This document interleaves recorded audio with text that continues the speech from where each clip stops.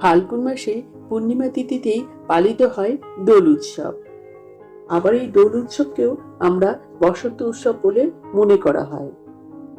বন্ধুরা, এই ভিডিওতে আমরা জেনে নেব 2026 সালে দোল পূর্ণিমা কবে পড়েছে, তার পূর্ণাঙ্গ সময়সূচি।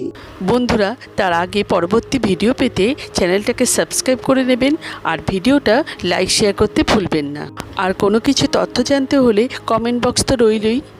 2026 সালে দোল উৎসব পড়েছে ইংরেজি 3রা মার্চ 2026 সাল, বাংলার 18ই ফাল্গুন 1432 সাল মঙ্গলবার।